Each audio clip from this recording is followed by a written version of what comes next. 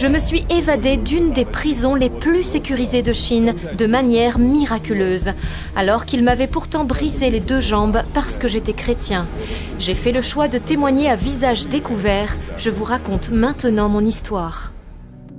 Vous avez été emprisonné plusieurs fois en Chine à cause de votre foi. Avant de nous raconter comment s'est déroulée votre toute dernière évasion, qui est d'ailleurs entrée dans les annales de la Chine, parlez-nous de votre première arrestation et de l'évasion miraculeuse qui a suivi. Bonjour à tous, je m'appelle Liu Zening. Un jour, il y avait un rassemblement dans le Shaanxi et je devais y prêcher. Le 2e jour de la réunion, vers 1h de l'après-midi, j'ai eu soudain une extinction de voix. Alors on m'a conduit dans une chambre pour que je puisse m'y reposer. Mais à peine j'étais allongée, j'ai soudain entendu un grand vacarme. Plusieurs policiers du BSP ont défoncé la porte de ma chambre, ils m'ont saisie et m'ont maintenue plaquée au lit. Un officier s'est carrément assis sur moi, me coinçant sous son poids, et avec ses mains, il m'étranglait à la gorge. 2 autres policiers du BSP ont alors pris une corde et m'ont attaché solidement les bras dans le dos. Un des policiers remarqua une grande croix en bois rouge pendue au mur. Alors, avec un rire méprisant, le policier a décroché la croix du mur et me l'a attachée sur le dos avec les cordes. Puis, ils se sont mis à me donner sauvagement des coups de pied. Les coups pleuvaient sur mes jambes, mes bras, ma poitrine et mes côtes. Le propriétaire de la maison est alors arrivé en courant et il s'est agenouillé devant les policiers en les suppliant de me relâcher. Mais les officiers se sont mis à le chasser de la chambre à coups de pied. Ils m'ont alors ensuite embarqué et ils m'ont fait défiler dans les rues, précédé par une voiture de police qui roulait au pas et criait dans un micro « Cet homme est venu du Henan pour prêcher Jésus. Il a sérieusement troublé la paix et a semé la confusion dans le peuple. Aujourd'hui, le bureau de sécurité publique l'a intercepté. Il sera sévèrement puni. » Beaucoup de personnes observaient la scène, certains étaient émus. Moi, je repensais au verset « Nous, les apôtres, nous sommes mis à la dernière place, donnés en spectacle au monde entier. » À un moment donné, on m'a forcé à m'agenouiller à terre. Et devant les personnes présentes, les policiers ont recommencé à me tabasser à coups de poing et coups de pied. J'avais le visage en sang. La douleur était insupportable et j'ai failli m'évanouir. Alors ils m'ont relevé et m'ont forcé à continuer la route. Le défilé a duré toute l'après-midi. Et le soir, on m'a amené au poste de police. On m'a enfermée dans la salle d'interrogatoire et quelques policiers sont alors entrés avec un visage mauvais. Mais soudain, j'ai entendu la voix de Dieu dans mon cœur. Il m'a dit « Dans le lieu caché, ton Père te protégera. » Les policiers se sont mis à me hurler dessus pour savoir qui j'étais. Mais moi, je ne répondais rien. Alors, tous les policiers sont partis en même temps de la pièce pour aller téléphoner aux autorités du Henan afin de savoir qui j'étais. Ils m'ont donc laissé tout seul dans la pièce et ont verrouillé la porte. De mon côté, j'étais toujours solidement ligotée avec des cordes. J'ai commencé à observer autour de moi, mais la porte était de fer et il y avait des barreaux de fer aux fenêtres, donc je n'avais aucune chance de m'échapper.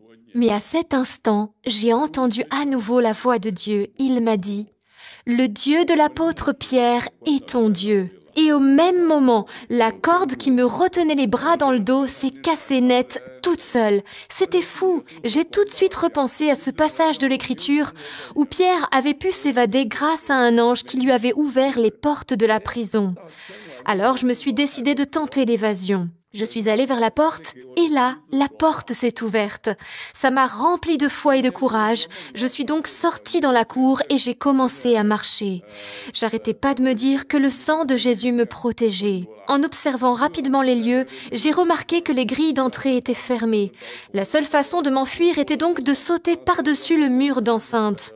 Mais le problème, c'est qu'il était en ciment. Il mesurait environ 2,50 m de haut et il y avait sur le haut du mur des morceaux de verre coupant incrustés.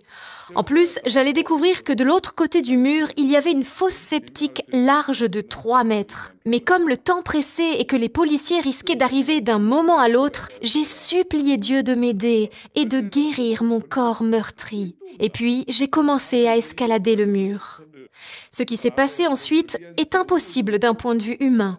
Mais Dieu m'est témoin que je vous dis la vérité. J'étais à ce moment-là épuisée, j'étais affamée et j'arrivais difficilement à bouger tant mon corps me faisait mal. Mais quand j'ai commencé à grimper le long du mur, là, j'ai senti comme une main invisible qui m'a soulevée.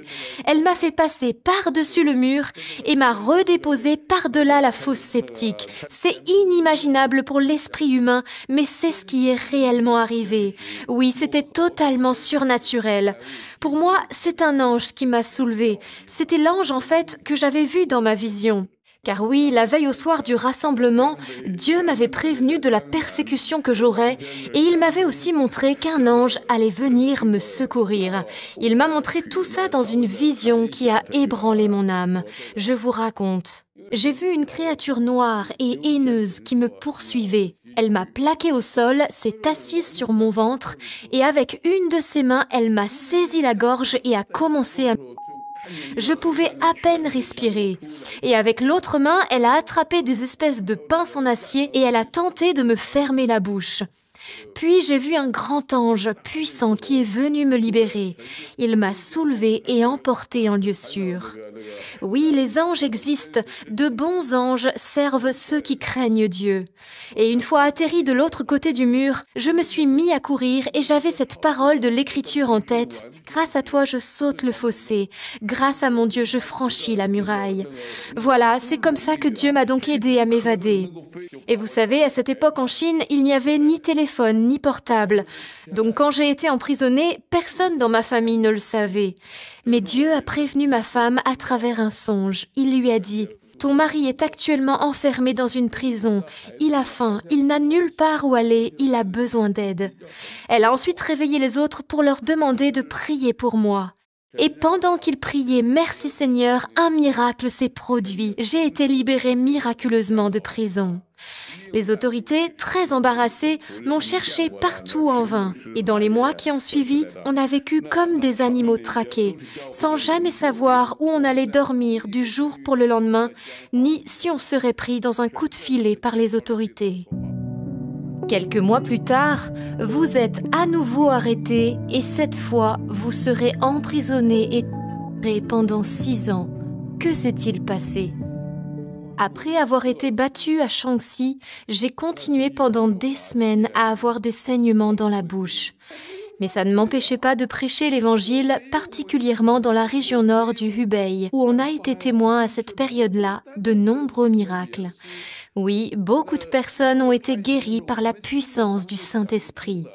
Et puis, en décembre 1983, alors que j'étais à un rassemblement qui venait de commencer et qui devait se dérouler sur 3 jours, l'un des frères a reçu une motion forte de l'Esprit Saint qui disait ceci. « D'ici 3 jours, certains d'entre vous seront ligotés et battus en mon nom. Certains iront même jusqu'à sacrifier leur vie pour moi. » Quand j'ai entendu ça, j'ai senti que le Seigneur me parlait personnellement. J'ai alors fait cette prière. « Ô mon Père, je suis prêt à souffrir pour ton nom. » Les 3 jours de réunion ont donc eu lieu et quand la rencontre s'est terminée le 3e jour après minuit, on est tous sortis pour rentrer chez nous. Mais là, des policiers avec des torches se sont jetés sur nous armés de matraques électriques. J'ai reçu alors une décharge de plusieurs centaines de volts. Une douleur intolérable a irradié mon corps et je me suis retrouvée projetée en arrière, puis je me suis écroulée dans la neige. Les hommes m'ont alors donné des coups de pied avec leurs bottes aux protections d'acier et ils m'ont frappée avec la crosse de leur pistolet. À ce moment-là, j'ai entendu une douce voix venant du ciel qui m'a dit simplement 2 mots. « Je sais ». Les policiers m'ont ensuite ordonné de dénoncer mes compagnons, mais j'ai refusé. Alors de nouveau, ils m'ont électrocuté avec la matraque. Je serais certainement mort si le Seigneur ne m'avait pas protégé. On m'a alors conduit dans une cellule de prison du poste de police. J'y étais avec 4 autres frères arrêtés également ce soir-là. La température était bien en dessous de 0, car un vent froid venant de Sibérie soufflait sur toute la région. Il n'y avait pas de chauffage et ils m'avaient pris mon manteau et l'avaient jeté dans la neige. On frissonnait et nos membres devenaient bleus. C'était tel qu'on a failli perdre connaissance. Et puis, j'ai été transférée à la prison de Nanyang. Le jour où ils m'ont installée dans la camionnette en direction de la prison, la première chose qu'ils ont faite, c'est de fermer les portes de la camionnette et de me battre violemment à coups de poing et de matraque, me blessant gravement. Ensuite, nous avons roulé toute la journée sur des routes caoteuses. Mes menottes gelées me taillaient des poignets comme des couteaux, de telle sorte que le sang éclaboussait partout sur les parois de la camionnette. Les menottes ont fini par m'envoyer si profondément qu'on voyait les os de mes poignets. J'étais dans une telle souffrance que je pouvais à peine respirer. J'étais sur le point de m'évanouir à cause de la douleur et des pertes de sang. Là, j'ai imploré le Seigneur en disant « Jésus, je n'en peux plus. Pourquoi permets-tu que je sois torturé comme ça? Je t'en prie, reçois maintenant mon esprit. » Mais lorsque les gardes qui voyageaient à l'arrière du fourgon m'ont entendu prier, ils ont aussitôt allumé leur matraque électrique et m'ont frappé à coups de décharge. La douleur était trop forte pour moi. J'ai senti comme si mon cœur et mon cerveau allaient littéralement exploser hors de mon corps. Alors à nouveau, j'ai crié vers le Seigneur, « Mon Dieu, aie pitié de moi, je t'en prie, reçois mon esprit maintenant. » Mais là, j'ai clairement entendu cette parole de Jésus. « La raison pour laquelle tu souffres est pour te permettre de participer à l'intimité de ma souffrance. Calme-toi et sache que je suis Dieu. Je serai glorifié parmi les nations, je serai glorifié sur la terre. » C'est ainsi que durant mon long et douloureux voyage en direction de Nanyang, le Seigneur me répéta plusieurs fois « Arrêtez, sachez que je suis Dieu. » J'ai donc été ensuite emprisonnée pour 6 ans. En prison, on endurait tous de terribles passages à tabac et pour le Seigneur. Nos tortionnaires utilisaient des instruments de torture variés, y compris des fouets et des chaînes. Ils m'électrocutaient encore et encore. Ils me tiraient les paupières, les lèvres, les oreilles et d'autres parties de mon corps pour m'humilier. Mais je sais que le Seigneur n'a pas permis que j'éprouve une douleur aussi intense que celle que j'aurais dû normalement ressentir. Parfois aussi, le Seigneur me prévenait à l'avance des tortures que j'aurais à subir, comme cette fois où j'ai eu la vision d'un grand essaim de frelons venimeux, de vipères, de scorpions et de 1000 pattes. Ils m'attaquaient avec des morsures douloureuses. C'était une douleur insupportable. Eh bien, le lendemain, un médecin a utilisé des aiguilles qu'il a enfoncées sous mes ongles. Ce fut la souffrance la plus atroce que j'ai jamais ressentie. J'hurlais comme un animal blessé. Le frère qui m'attendait dehors pour me ramener jusqu'à ma cellule, il m'a entendu crier et il s'est mis à prier pour moi. De retour à ma cellule, il s'est écroulé face contre terre et a sangloté de manière incontrôlable. Il a ensuite expliqué aux autres détenus de la cellule ce qui s'était passé et tout le monde a eu pitié de moi. Même ces criminels endurcis avaient les larmes aux yeux en entendant ce qui m'était arrivé.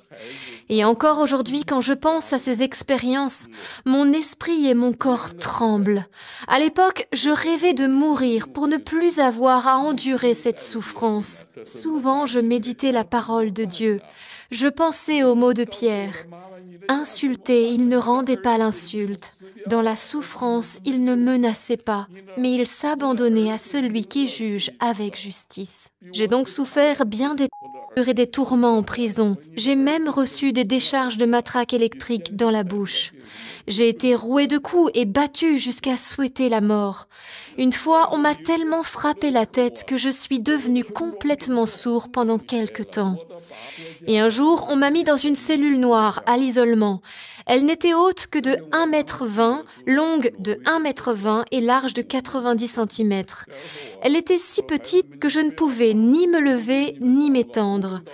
J'avais les mains et les pieds menottés ensemble dans le dos et la cellule n'avait pas servi depuis longtemps, si bien qu'elle empestait la moisissure. Alors moi, j'avais des vertiges et des nausées.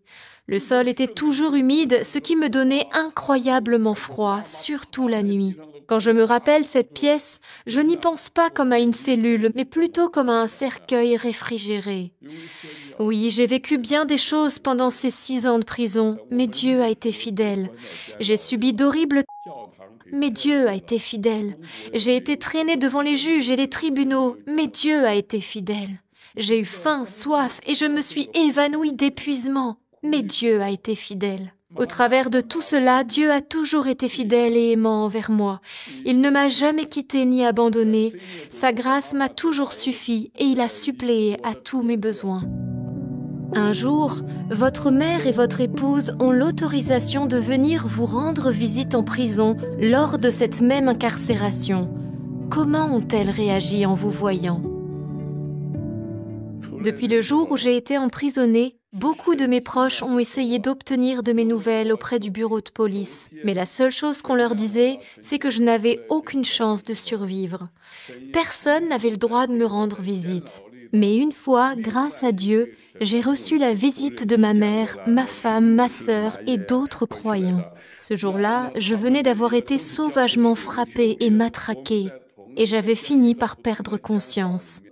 Quand je me suis réveillée, j'étais dans les bras de ma mère, ses larmes tombaient sur mon visage. Me voir comme ça l'avait plongée dans une grande souffrance. C'était comme si un couteau lui avait percé le cœur. Quant à ma femme, quand elle a réalisé que cette minuscule carcasse humaine devant elle, c'était bien son mari, elle a failli s'évanouir. La vérité, c'est que j'avais perdu beaucoup de cheveux à cause des coups. Mes oreilles s'étaient ratatinées et les plaques de cheveux restants étaient mêlées avec du sang coagulé. Toute mon apparence, en fait, avait été changée à cause des chocs électriques répétés que j'avais reçus. Quand j'ai repris conscience et compris que c'était ma famille qui était là, je me suis mis à pleurer. Je n'arrivais pas à m'arrêter de pleurer et je leur ai dit à tous « Ma chère femme, maman, mes frères et sœurs, je vous reverrai tous au paradis. » Tout le monde s'est mis à éclater en sanglots. Et puis là, les gardes sont venus me rechercher. Ils ont commencé à me traîner hors de la pièce. Mais ma mère, ma femme et ma sœur s'agrippaient à moi. Elles ne voulaient pas me laisser repartir. Tout le monde pleurait et personne ne savait s'il me reverrait vivant. La porte de la prison s'est refermée derrière moi, mais à travers la porte, j'ai entendu ma mère hurler. « Mon fils, souviens-toi des mots de ta mère. Tu dois rester en vie. Reste en vie pour Dieu. » Alors que vous êtes toujours en prison, vous jeûnez pendant 74 jours sans eau ni pain. C'est tout simplement impossible, mais les détenus comme les gardiens sont témoins de ce miracle. Pourquoi avez-vous fait cela? Racontez-nous. Dans ma cellule, j'étais avec des hommes qui étaient des criminels. Oui, c'était pas des tendres. Et j'ai aussi d'ailleurs subi leur persécution. Un jour, le Seigneur m'a demandé de jeûner strictement, sans nourriture, sans eau, afin de pouvoir me centrer sur Dieu seul et prier pour la conversion de la Chine. Ce jeûne allait obtenir plus tard la conversion de mes codétenus. J'ai donc fait ce jeûne vraiment par obéissance et non pas comme un sacrifice pour essayer de plaire à Dieu. Jour après jour, dans la prison de Nanyang, semaine après semaine, je ne mangeais rien, je ne buvais rien. Le Seigneur lui-même était ma subsistance. Je sais que c'est médicalement impossible de vivre plus de quelques jours sans une goutte d'eau, mais Jésus a dit « Ce qui est impossible pour les hommes est possible pour Dieu ». Pendant ce long jeûne, j'étais très faible dans mon corps, mais mon esprit était toujours alerte et je continuais de mettre ma confiance dans le Seigneur. Tous mes compagnons de cellule étaient enchantés parce que je leur donnais chacun de mes repas.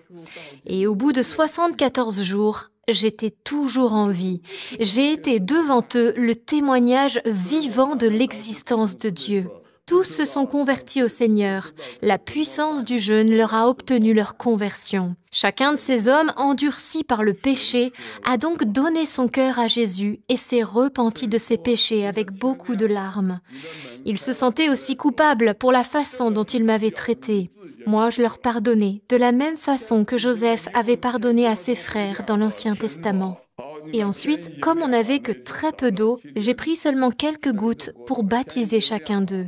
Un gardien dans le couloir a entendu le remue-ménage dans notre cellule, alors il s'est précipité à la porte, et là, il est resté cloué pendant plusieurs minutes sans pouvoir prononcer un mot. Il était complètement choqué par ce qu'il voyait. En fait, toute l'atmosphère de notre cellule avait radicalement changé. Ces hommes endurcis étaient devenus bons et doux. Auparavant, c'était la haine et l'égoïsme qui régnaient dans notre cellule. Mais désormais, c'était la joie et la paix. Pendant plusieurs jours, ces hommes ont eu des larmes aux yeux, tellement ils étaient bouleversés par leur rencontre avec le Christ. Et quand ils ont été emmenés dans la cour de la prison, là, ils se sont empressés de partager la bonne nouvelle avec les prisonniers des autres cellules. Voilà comment la bonne nouvelle a été prêchée dans toute la prison et beaucoup se sont convertis. Un jour, on amène dans votre cellule un nouveau détenu connu pour ses nombreux crimes et condamné à la peine. Tout le monde a peur de lui, mais l'impensable va se réaliser. Que s'est-il passé? Un jour, le directeur de la prison m'a convoqué à son bureau et m'a dit « Yoon, je sais que tu crois en Jésus. Aujourd'hui, j'ai décidé de te confier une mission spéciale. Dans la cellule numéro 9, il y a un nommé Huang. Chaque jour, il essaie de mettre fin à ses jours. Il est complètement fou et dès qu'il le peut, il essaie de mordre les autres prisonniers. Donc, nous avons décidé de l'envoyer dans ta cellule. À partir de maintenant et jusqu'au jour de son nous voulons que tu veilles sur lui et que tu t'assures qu'il ne se fasse aucun mal ni aux autres prisonniers. Si jamais tu manques de vigilance et qu'il lui arrive quoi que ce soit, nous t'en tiendrons pour pleinement responsable. » Quand j'ai entendu cette nouvelle, j'ai immédiatement senti que Huang était une âme précieuse que le Seigneur me confiait, parce qu'il voulait le sauver. Donc, de retour à ma cellule, j'ai annoncé la nouvelle à mes compagnons, mais ils ont été complètement terrifiés. Ils disaient « Mais c'est pas un homme, le gars, c'est un démon !» Ils ne voulaient absolument pas qu'il vienne. Alors je leur ai parlé calmement et je leur ai dit « Mes frères, avant de croire en Jésus, on était exactement comme lui, dans nos péchés, on était comme des démons quelque part. Mais Jésus nous a tous secourus, alors il nous faut avoir pitié de cet homme et le traiter comme si c'était Jésus lui-même. » Tous les gars ont finalement été d'accord. Huang a donc été introduit dans notre cellule le lendemain matin. Quand il est arrivé, j'ai eu l'impression d'avoir devant les yeux l'homme possédé par une légion de démons au chapitre 5 de l'évangile de Marc. Il était menotté de partout, il proférait des jurons et il passait son temps à vouloir se muter en se coupant avec ses chaînes aux chevilles. Il était féroce et si un autre prisonnier s'approchait un peu trop près de lui, il cherchait à lui arracher le nez ou l'oreille en le mordant. Même s'il était bien ficelé, Huang passait son temps à sauter, si bien qu'il se blessait avec ses chaînes et que les os blancs de ses chevilles en venaient à être visibles sous la peau. Il n'avait que 22 ans. Dans la cellule où il était avant, les prisonniers l'avaient traité comme un animal, en lui donnant des coups de pied, des coups de poing, et ils avaient carrément refusé de l'alimenter pendant quelque temps. Une fois, Huang avait été tellement en souffrance et désespéré qu'il avait attendu que plus personne ne le regarde pour frapper violemment sa tête contre le mur dans une tentative de suicide.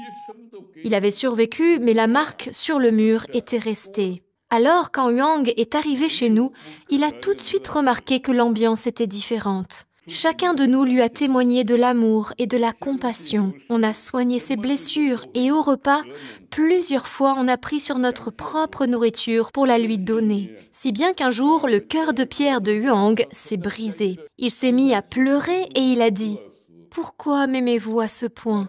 Je suis un et haï de tous les hommes. Même ma propre famille m'a renié. » Il nous a ensuite raconté son histoire. Adolescent, il était tombé dans l'alcool et avec un ami, il s'amusait à piller des magasins, assassiner des innocents et violer des femmes. Et puis un jour, les deux amis complètement saouls ont fini par faire un pacte de suicide. Ils ont décidé de voler 2 sacs de dynamite du magasin de la centrale où Huang travaillait. Il y avait 8 kilos d'explosifs dans chaque sac. Et ils ont mis au point un plan horrible. Ils devaient se battre entre eux jusqu'à la mort de l'un d'eux. Et alors, le survivant ferait exploser la dynamite. Mais quand Huang a frappé mortellement, il a paniqué et il s'est enfui pour passer le reste de son temps dans la débauche, le et le Quand il s'est finalement retrouvé en prison, son père lui a envoyé une chemise où il était écrit au dos « Je ne veux plus te voir à partir de maintenant, mais je te verrai à ton Quand Huang a fini de raconter son histoire, j'étais bouleversée. Je lui ai proposé le baptême, ce qu'il a accepté. À partir de là, Huang a changé radicalement. Il s'est mis à chanter à plein poumon dans la cellule. Il faut dire que Huang n'avait rien à perdre parce qu'il devait de toute façon être bientôt exécuté. Notre cellule est donc devenue un véritable centre de louanges. Beaucoup de prisonniers des autres cellules étaient touchés par les paroles des chants qu'ils entendaient. Dans les derniers jours de sa vie, Huang était très calme et il souriait aux autres prisonniers. Le matin de son exécution, juste avant qu'il soit conduit sur le lieu du supplice, il s'est jeté dans mes bras et il a crié « Je te verrai au ciel !» Ils l'ont ensuite emmené et lui ont tiré une balle derrière la tête. J'ai entendu le coup de feu qui a envoyé Huang dans les bras de Jésus. Lors de votre deuxième incarcération, dans un camp de travail forcé cette fois-ci, Jésus opère à travers vos mains de nombreux miracles, au point que vous devenez célèbre et que même les responsables du camp demandent vos soins. Racontez-nous. Quand je me suis retrouvée au camp de travail de Da'an, là-bas, je n'étais pas comme en prison, mais les conditions de vie n'en étaient pas moins difficilement vivables. Là-bas, j'avais trouvé une tactique pour évangéliser discrètement les prisonniers. J'allais vers les prisonniers malades et je leur proposais de les masser. Et comme ça, pendant que je les massais, je leur partageais secrètement l'évangile et je priais pour leur guérison. Beaucoup ont été touchés et guéris dans leur corps. Et puis un jour, le directeur du camp m'a convoqué. J'avais un peu peur, mais en fait, il était avec la directrice de la clinique médicale. Cette femme m'a dit « J'ai entendu dire des autres prisonniers et des gardiens que vous êtes un masseur très doué. Mon père a eu un AVC dû à une leucémie. Maintenant, la moitié de son corps est paralysée. Un spécialiste nous a conseillé le massage pour alléger ses souffrances. Alors, comme votre réputation de masseur est parvenue à mes oreilles, j'ai demandé à votre supérieur l'autorisation de vous sortir de prison pour que vous veniez à la maison masser mon père. Je suis donc allée dans cette maison et j'ai imposé les mains à l'homme et à sa femme tout en les encourageant avec des paroles de joie et d'espérance. Eh bien, le vieil homme a été complètement guéri. Peu de temps après, il pouvait de nouveau monter et descendre les escaliers. C'était remarquable pour un homme qui avait été paralysé par un AVC. Cet homme a été tellement touché qu'il n'a pas pu s'empêcher de témoigner partout de sa guérison. Et la nouvelle s'est répandue jusqu'au secrétaire du comité politique du camp de travail. Cet homme a dit « Si c'est vrai que grâce à son massage, Yun a guéri cet homme, alors il faut qu'on l'envoie à l'école de massage de Luoyang pour qu'il reçoive là-bas une formation poussée. » Étant donné que je n'avais pas un sou en poche, la prison a même décidé de prendre en charge toutes mes dépenses pour que je puisse aller à l'école. Et c'est comme ça que 3 matins de suite, une voiture de police du camp de travail m'a conduit à la ville de Luoyang à une distance d'environ 70 km. Après avoir reçu la formation, j'ai rapidement été promue à la clinique médicale auprès de la doctoresse elle-même. Je me suis donc mis à masser des centaines de personnes et bien sûr, je n'oubliais pas de leur faire part de l'évangile, même à certains cadres de haut niveau du Parti communiste. Vous sortez de prison et reprenez votre mission d'évangélisation en secret. Mais 3 ans plus tard, en mars 1997, vous êtes arrêté de nouveau et cette fois, vous êtes incarcéré dans une prison haute sécurité. Là-bas, vous allez vivre la plus spectaculaire évasion de votre vie et vous devenez le premier en Chine à avoir pu vous évader de ce lieu. En mars 1997, il y a eu un rassemblement de responsables chrétiens organisé dans la ville de Zhengzhou. Je me suis donc mis en route et une fois arrivé en bas de l'appartement, là j'ai appelé pour savoir si frère Xu était déjà arrivé. Une voix que je ne connaissais pas m'a répondu. Elle m'a dit « Oh, montez, je vous en prie, montez ». Alors j'y suis allée, la porte de l'appartement était déjà entr'ouverte. Je me suis faufilée, mais aussitôt, je suis tombée nez à nez sur une rangée d'armes à feu pointées directement sur nous. Les policiers s'étaient en fait cachés dans l'appartement avant même notre arrivée et ils nous attendaient.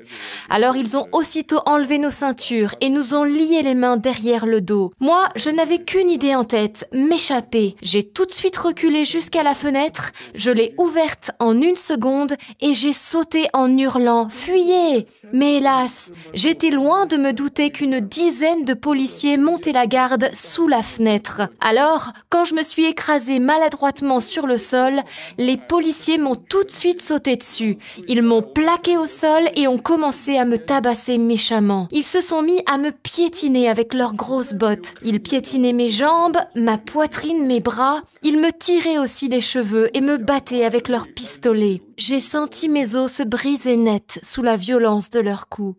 Moi, tout ce que j'ai pu faire, c'est me rouler en boule et essayer de ne penser qu'à Jésus. À la fin, ils ont sorti leur matraque électrique et m'ont tiré avec des décharges. J'ai fini par perdre conscience. Vous savez, l'épisode a été si brutal que c'est un miracle que je sois restée en vie. Plus tard, les mots du psalmiste me sont venus à l'esprit. Sans le Seigneur qui était pour nous quand des hommes nous assaillirent, alors ils nous avalaient tout vivants dans le feu de leur colère. Les autorités ont filmé et photographié mon arrestation. La nouvelle a fini par filtrer hors de la Chine et s'est même répandue dans le monde entier. Lorsque je me suis retrouvée devant le juge à mon audition, le juge m'a dit « Yoon, j'en ai assez de vous. Depuis de nombreuses années, vous vous opposez à notre gouvernement et instaurez le chaos dans notre société. Vous avez échappé à la garde en de nombreuses occasions. Dites-moi, Yoon, si l'occasion se présentait encore une fois de vous échapper, est-ce que vous le feriez ?» J'ai répondu honnêtement. « Monsieur le juge, je ne vais pas vous mentir. Si j'en ai l'occasion, j'essaierai de m'évader pour pouvoir aller prêcher l'Évangile à toute la Chine. » Le juge est devenu furieux en entendant ma réponse et il a hurlé « Comment oses-tu, toi délinquant? Je vais te briser les jambes de façon permanente pour que tu ne puisses plus jamais t'enfuir. » Et c'est ce qu'ils firent juste après. Ils m'ont brisé de jambes à coups de matraque. J'ai ressenti une souffrance atroce qui a déferlé au travers de mon corps et de mon esprit. Je suis restée ensuite là, gisant au sol. Je gémissais comme un animal blessé. Ils m'ont ensuite transférée à la prison de sécurité maximum de Zhengzhou. Pour commencer, j'ai été battue et questionnée sans interruption de 8h du matin jusqu'au lendemain soir. Les interrogateurs se relayaient pour me battre pendant toute la nuit. On m'a privée de toute nourriture et d'eau pendant tout ce temps-là. Moi, à chaque fois que les gardiens me battaient, je n'arrêtais pas de crier « Jésus, aide-moi! Jésus, sauve-moi !» On nous emmenait à l'interrogatoire tous les 2 jours. J'avais beau être dans un état lamentable au niveau de ma santé, ils continuaient quand même de me torturer régulièrement. Étant donné que je ne pouvais plus marcher, ils ont chargé 3 prisonniers chrétiens, dont frère Xu, de me porter de ma cellule à la salle de et aux toilettes. J'avais les jambes mutilées et l'esprit broyé. Toutes les nuits, je hissais mes jambes cassées contre le mur. C'était le meilleur moyen que j'avais trouvé pour réduire la douleur qui était insupportable. En faisant refluer la circulation sanguine de mes jambes, elles finissaient par s'engourdir et je réussissais à dormir d'un sommeil haché pendant la nuit. Ma chère femme Deling était au même moment elle aussi en prison et je n'avais aucune idée de ce qu'étaient devenus mes 2 enfants. Je me sentais terriblement mal. Oui, ça a vraiment été la période la plus sombre de ma vie. J'avais 39 ans. Je ne voyais aucun espoir ni aucun avenir pour moi. J'étais complètement anéantie. J'avais en fait l'impression que le Seigneur m'avait abandonnée. J'avais amassé tellement de douleur en moi que je me suis mis un jour à tout déballer devant le Seigneur en pleurant. Seigneur Jésus, exactement comme Jérémie l'a dit, tout le monde lutte contre moi et me maudit. Je n'en peux plus, je suis à bout. Je pleurais si fort que mes yeux enflèrent à cause de mes larmes. Bien des fois, je demandais à Dieu pourquoi j'étais dans une telle souffrance. Je n'en pouvais plus. Mon cœur était abattu et j'étais vraiment sur le point de tout abandonner. Alors je dis souvent aux frères et sœurs, quand on ne sait plus quoi faire, que faut-il faire ? attendre Dieu. C'est Dieu qui a le dernier mot. Et puis, il y a eu ce jour, le 5 mai 1997. Ce jour-là, dans ma cellule, Dieu m'a parlé. Un verset biblique est soudain venu à mon esprit. Il disait « Ils te combattront, mais ils ne pourront rien contre toi, car je suis avec toi pour te sauver et te délivrer, oracle du Seigneur. Je te délivrerai de la main des méchants, je t'affranchirai de la poigne des violents. » À peine j'avais reçu ce verset qu'une vision puissante m'a été donnée. J'étais tout à fait éveillée et j'ai alors vu ma femme Diling qui était sortie de prison. Elle se tenait devant moi exactement comme je vous vois maintenant. Elle m'a dit « La porte de la prison est déjà ouverte. Pourquoi restes-tu là sans bouger? Lève-toi et pars. » Avant que j'aie pu répondre quoi que ce soit, la vision s'est arrêtée. Immédiatement, j'ai compris que c'était une vision du Seigneur et qu'il fallait que j'essaie de m'évader. Mais moi, j'ai eu du mal à croire. J'ai commencé à contester et à argumenter avec Dieu. « Mais Seigneur, ce n'est pas possible de s'évader, c'est une prison et mes jambes sont en miettes depuis 6 semaines maintenant. » Mais le Seigneur m'a répondu « Moi, je suis fidèle. » Alors, je me suis décidée à appeler le gardien. Il est venu à ma porte et m'a demandé ce que je voulais. Je lui ai dit « J'ai besoin d'aller aux toilettes immédiatement. » Il a alors ouvert ma cellule et comme c'était la tâche de frère Xu de me transporter, il est parti aussi lui ouvrir. Nos cellules étaient côte-côte. Chaque fois qu'on autorisait les prisonniers à sortir de leurs cellules, un portail en fer situé au bout du couloir était automatiquement verrouillé pour rendre toute évasion impossible. Oui, on était normalement toujours complètement enfermés. Chaque étage de la prison était protégé par un portail en fer. En principe, il y avait 2 gardes postés à chaque portail, un de chaque côté. Et donc, pour parvenir à sortir de prison, j'aurais donc à passer par les 3 portails des 3 étages, plus les 2 extérieurs, soit 5 portails au total. Frère Xu est donc venu à ma porte pour me transporter aux toilettes. Mais là, il s'est mis à me fixer dans les yeux. Puis il a regardé la porte de la prison. Il m'a regardé, puis il a de nouveau regardé la porte de la prison. En fait, il ne pouvait pas parler parce qu'il y avait des caméras partout. Alors, il a juste fait ça. Il me regardait, puis il regardait la porte. Il a fait ça plusieurs fois. Il n'a rien dit, mais nous nous sommes compris. Je savais qu'il était en train de me dire « Tu dois t'évader ». Tu dois t'enfuir. Et ensuite, il a regagné sa cellule. C'était une confirmation de plus. J'étais maintenant persuadée que Dieu me demandait de m'évader. Il me l'avait dit par 3 canaux différents, par sa parole, par la vision reçue et maintenant par frère Xu. Alors, moi, j'ai commencé à prier. « Seigneur, tu m'as montré que je dois essayer de quitter cette prison. Je vais donc t'obéir et tenter de m'évader. Mais je sais que si un prisonnier tente de s'échapper, les gardiens ont le droit de lui tirer dessus sans hésitation.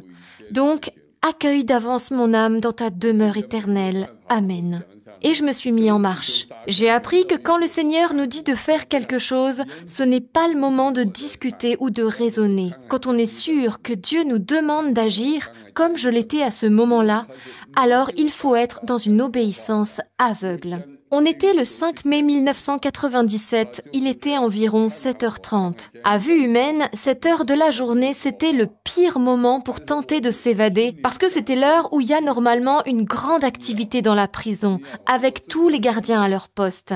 J'ai donc traîné les pieds hors de ma cellule et je me suis dirigée vers le portail verrouillé du couloir. Mon esprit était centré uniquement sur l'obéissance à Dieu.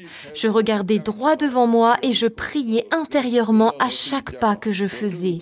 Et alors regardez bien ce que Dieu a fait. Au moment précis où j'ai atteint le portail, un de mes frères, Musheng, était de l'autre côté en train de revenir à sa cellule.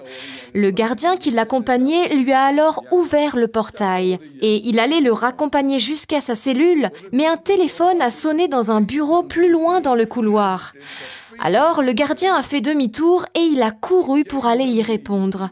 Le timing du Seigneur était parfait. Au moment où Musheng franchissait le portail, je lui ai tout de suite dit « Attends, tiens-moi la porte ». Et j'ai franchi le portail sans même ralentir le pas. Quand il m'a vu passer, Musheng a murmuré tout étonné « Tu pars, frère Yun ? T'as pas peur de mourir? Moi, j'ai continué d'avancer sans m'arrêter et rapidement, je suis arrivée au bout du couloir. Là, j'ai remarqué un balai appuyé contre le mur de l'escalier. Je l'ai pris et j'ai commencé à descendre les escaliers avec le balai en main jusqu'au 2e étage.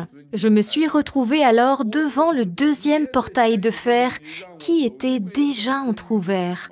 Un garde armé était par contre posté à son bureau juste à côté du portail. À ce moment précis, l'Esprit Saint m'a dit « Va maintenant, le Dieu de l'apôtre Pierre est ton Dieu ». J'ai donc avancé vers le portail. C'était incroyable. Le gardien avait beau avoir le regard tourné dans ma direction, il n'a pas remarqué ma présence. Il n'a pas bougé. Il regardait à travers moi comme si j'étais parfaitement invisible. Il n'a donc rien dit et j'ai franchi ce 2e portail sans me retourner. J'avais quand même très peur parce que je savais qu'on pouvait me tirer dans le dos à tout moment. Alors, tout en marchant, je continuais de dire silencieusement à Jésus de se tenir prêt à recevoir mon esprit d'une minute à l'autre. J'ai continué à avancer. J'ai croisé plusieurs gardes, mais absolument personne ne m'a arrêté. Aucun des gardes ne m'a rien dit.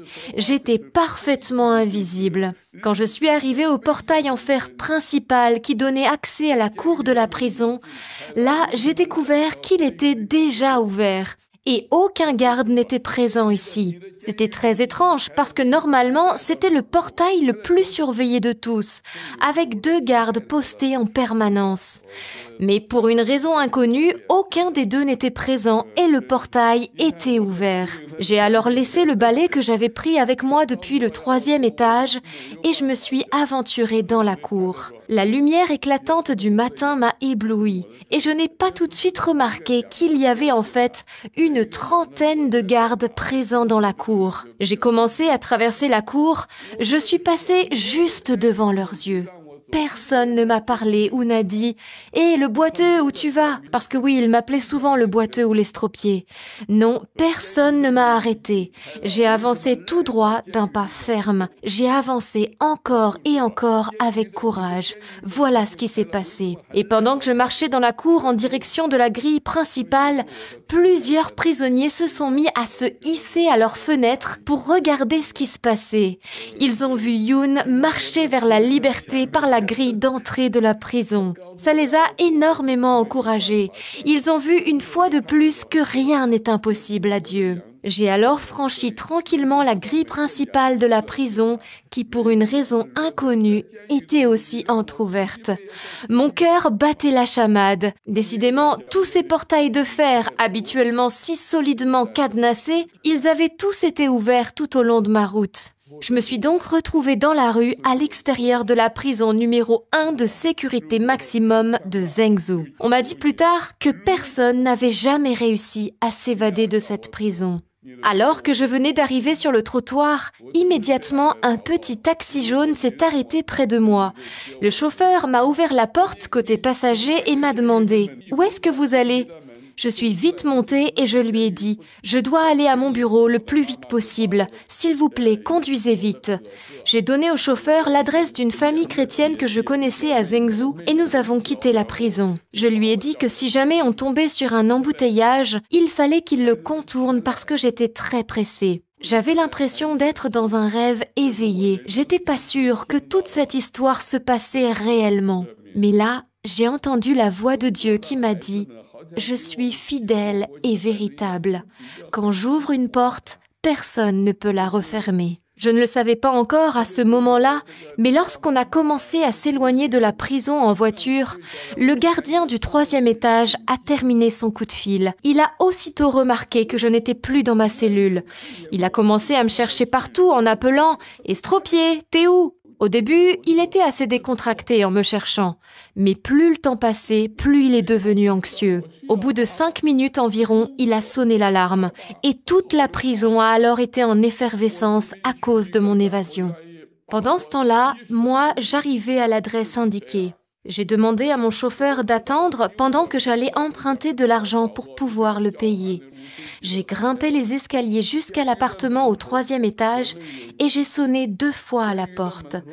Une une des filles de la famille a regardé au travers du trou de sécurité dans la porte et elle m'a reconnue immédiatement. Elle a dit tout excitée, « Oh, frère Youn, vous êtes sorti de l'hôpital !» C'était le mot qu'on utilisait pour parler secrètement de la prison. Je lui ai répondu « Oui, c'est ça, j'ai quitté l'hôpital, mais pas selon la procédure habituelle. Est-ce que vous pouvez s'il vous plaît me prêter un peu d'argent pour que je puisse payer mon taxi ?» Elle était si excitée de me voir qu'elle a oublié de m'ouvrir la porte. Elle a fini par revenir et elle m'a donné la somme nécessaire. J'ai dégringolé l'escalier jusqu'au chauffeur qui m'attendait et je l'ai payé. Cette précieuse famille chrétienne m'a ensuite accueillie chaleureusement dans son foyer. Une des filles m'a expliqué « Toute l'Église a prié et jeûné pour vous et vos collaborateurs pendant plus d'une semaine. Hier, l'Esprit Saint a dit à ma mère « Je vais libérer frère Youn et le premier endroit où il s'arrêtera sera votre maison. Il y restera peu de temps et priera avec vous. » Mes parents nous ont prévenus qu'il fallait s'attendre à vous voir arriver d'ici peu. Alors, on vous a préparé une cachette. Personne ne connaît l'endroit en dehors de nous. Ma mère a déjà préparé des provisions et des vêtements pour vous. Mais venez d'abord vous changer et puis on vous conduira là-bas. Nous avons prié ensemble et rapidement je suis partie avec le vélo que la famille m'a donné. Un membre de la famille m'a aussi accompagnée. Il s'est assis à l'arrière du vélo pour m'indiquer le chemin vers ma cachette. Vous avez réussi à vous évader alors que vous aviez les 2 jambes brisées depuis plusieurs semaines. Jésus vous a donc guéri miraculeusement de vos jambes. À quel moment avez-vous pris conscience de cette guérison ? En fait, c'est quand j'ai commencé à pédaler sur le vélo que j'ai pris conscience pour la première fois que le Seigneur avait guéri mes jambes. C'était incroyable. Jusque-là, en fait, j'avais été tellement concentrée sur l'obéissance que je devais avoir envers Dieu que je n'avais absolument rien remarqué. À aucun moment, je n'ai ressenti une puissance de guérison.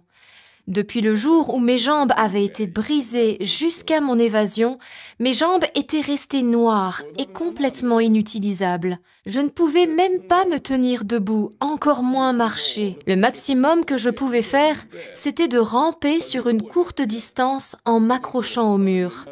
Frère Moucheng m'a dit plus tard que quand il m'avait croisé au 3e étage, je marchais normalement. Donc, le Seigneur a guéri mes jambes pendant que j'étais encore dans ma cellule. C'est un vrai miracle, rien n'est impossible à Dieu. Vous roulez donc en vélo jusqu'à la cachette prévue et évitez un nombre impressionnant de policiers déployés dans toute la ville pour vous retrouver. Dieu ira même jusqu'à vous protéger des chiens policiers qui flairaient votre trace. Comment Dieu a-t-il fait cela ? La police me cherchait partout. Ils avaient déjà eu le temps de dresser des barrages sur toutes les routes principales. Alors, mon accompagnateur m'a fait prudemment emprunter de petites ruelles. La prison a déployé le gros arsenal pour me retrouver. Des amis chrétiens m'ont raconté plus tard qu'ils avaient vu un reportage au journal télévisé le soir même de mon évasion et dedans ils expliquaient que 3 organisations, la police de sécurité, le bureau de la sécurité publique et des soldats de l'armée de libération du peuple, ces 3 organisations avaient été mobilisées pour me retrouver. Ils fouillaient chaque maison de Zhengzhou en faisant du porte-à-porte. Ils avaient installé des barrages à toutes les intersections principales et ils fouillaient chaque véhicule. Des policiers étaient déployés à tous les arrêts de bus, aux gares et à l'aéroport. Et même, ils avaient des chiens policiers pour essayer de retrouver ma trace. Mais grâce à Dieu, tous leurs efforts ont été vains parce qu'au moment même où j'atteignais ma cachette, une pluie torrentielle s'est mise à tomber, accompagnée d'un vent violent. Une grosse tempête, en fait, s'est soudain levée sur la ville de Zhengzhou et elle a ainsi empêché les chiens de flairer ma trace. Moi, j'étais bien en sécurité dans le refuge secret du Seigneur. Cette chère famille a ensuite pris soin de moi comme si j'étais un ange du ciel. Ils ont posté un membre de la famille à l'extérieur de ma porte nuit et jour pour me garder. Je m'émerveillais de la bonté et de la fidélité de Dieu envers moi. Jusqu'à aujourd'hui, je considère mon évasion comme l'expérience la plus extraordinaire de ma vie.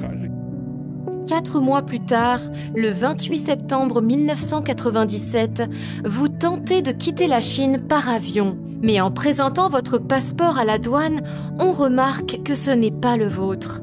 Là encore, la main de Dieu opère un miracle. Que s'est-il passé ?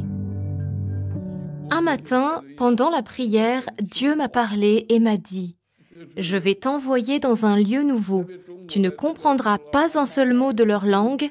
Il y aura beaucoup de visages étrangers devant toi, mais tu dois obéir à mon commandement. Va réveiller ces gens. » Le lendemain, je recevais un coup de téléphone d'un ami proche. Sans qu'il sache ce que le Seigneur m'avait dit la veille, il me dit ceci. « Frère Youn, le Seigneur m'a montré qu'il te prépare un nouveau ministère. C'est l'accomplissement de ce qu'il t'a appelé à faire lorsque tu avais 16 ans et qu'il t'a dit « Va à l'ouest et au sud annoncer l'Évangile ». Après ce coup de téléphone, j'ai compris que le Seigneur conduisait ma vie dans une direction radicalement différente. J'ai tout raconté à ma femme qui était tout à fait d'accord avec l'idée de quitter la Chine. Mais j'avais quand même un problème majeur. Je n'avais pas de passeport et il m'était absolument impossible d'en faire un parce que j'avais un casier judiciaire bien rempli. Eh bien là encore, Dieu est venu à mon aide, car peu de temps après, lors d'une rencontre avec des frères chrétiens, un homme d'affaires touché par mon histoire a senti que le Seigneur lui demandait de me donner son propre passeport. Il m'a dit « Frère Youn, voici mon passeport, utilise-le comme le Seigneur te le demande, et ne t'en fais pas pour moi. Si jamais j'ai des ennuis plus tard à cause de ça, je m'en débrouillerai. » J'ai donc pris le passeport, mais en l'observant, j'ai vu que la photo de ce frère ne me ressemblait absolument pas. Lui, il était âgé, il était chauve et il avait des lunettes. Moi, j'étais plus jeune, j'avais les cheveux ébouriffés et des traits tout à fait différents. Donc c'est sûr que ça passait pas. Mais dans la foi, j'ai quand même fixé une date pour mon départ de Chine et on a acheté un billet de Pékin à Francfort avec Air China pour le 28 septembre 1997. La veille du départ, j'étais très nerveux. Je savais que j'encourais de grands risques. Si j'étais pris, je serais condamné à la peine. Donc, je voulais être sûre que j'agissais bien selon la volonté de Dieu. Ce soir-là, si quelqu'un avait exprimé la moindre réserve, j'aurais probablement annulé mes plans. Mais aucun de mes collaborateurs ne m'a dit quoi que ce soit en dehors de mots d'encouragement et de confirmation. 3 frères sont même restés avec moi toute la nuit pour intercéder et supplier le Seigneur de me protéger. Au matin, j'étais épuisée d'avoir bataillé toute la nuit, un peu comme Jacob quand il avait lutté avec le Seigneur. Je n'arrêtais pas de penser à ce qui pourrait m'arriver. Et puis, j'étais aussi préoccupée par le fait qu'on était à quelques jours seulement de la fête nationale du 1er octobre. Et donc, à cette période-là, la sécurité était renforcée à Pékin. En allant à l'aéroport, le Seigneur m'a donné une forte parole de mise en garde. Il m'a dit « Quand tu entreras dans le hall des douanes à l'aéroport, dis uniquement ce que je t'ordonnerai de dire. » Je suis donc entrée dans le hall de l'aéroport avec cette parole en tête. J'ai commencé à prendre la file d'attente pour le contrôle de mes papiers. Quand mon tour est arrivé, j'ai présenté mon passeport avec ma carte d'embarquement. L'agent de contrôle a regardé la photo sur le passeport, puis moi, et il s'est mis à rire. « Mais c'est pas vous sur cette photo, ça vous ressemble absolument pas. » Ensuite, il a appelé les agents des autres comptoirs pour qu'ils puissent venir voir. Et eux aussi se sont mis à rire. Alors, ça peut paraître difficile à croire, mais moi, j'étais absolument calme intérieurement. J'avais été inquiet au cours de la nuit précédente, mais le Seigneur m'avait clairement indiqué que je devais quitter la Chine. Alors maintenant, j'étais sûre à 100% que j'étais bien dans sa volonté. Une paix surnaturelle me submergeait le cœur. L'agent de contrôle m'a dit de nouveau « Ce n'est pas vous ». Moi, je l'ai fixé intensément, droit dans les yeux. Et alors, il s'est passé quelque chose d'extraordinaire. Contre toute attente, il a tamponné mon passeport et m'a dit « Passez ». Humainement, il n'y avait aucune raison pour qu'il me laisse passer. Tout ce que je peux dire, c'est que le Seigneur était le maître de la situation et il l'a influencé pour qu'il fasse la volonté de Dieu. Quelques minutes plus tard, j'ai embarqué et 10 heures plus tard, mon avion a atterri à Francfort, en Allemagne. Pourquoi Dieu vous avait-il demandé de ne pas parler à l'aéroport? La raison est absolument stupéfiante. Plus de 2 ans plus tard, un homme d'affaires chrétien de Finlande m'a raconté quelque chose d'incroyable.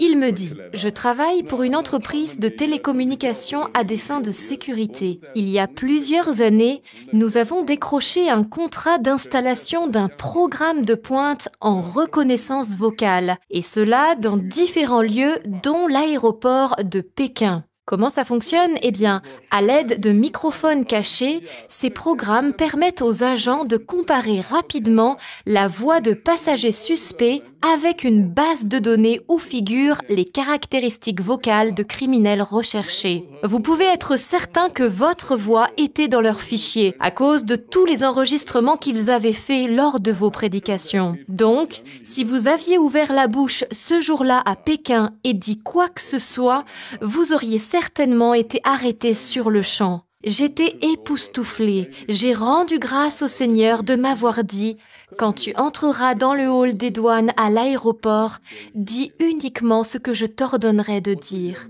Et puisque le Seigneur ne m'avait pas invité à dire quoi que ce soit aux douaniers, eh bien je n'avais pas prononcé un mot. Et oui, ça paye toujours d'obéir au Seigneur. Il faut toujours obéir au Seigneur. Notre Dieu est vivant. Il est hier, aujourd'hui et éternellement. Le Dieu de l'apôtre Pierre agit jusqu'aujourd'hui. Le Dieu qui a agi avec Pierre peut aussi agir avec toi. Parce que tu as suivi ces témoignages jusqu'à la fin, je prie au nom de Jésus-Christ qu'un miracle se produise dans ta vie. Au nom puissant de Jésus-Christ. Amen. N'hésitez pas de vous abonner pour ne pas manquer nos prochaines vidéos. Si vous voulez la partie D, écrit en bas, la partie D. Que Dieu vous bénisse.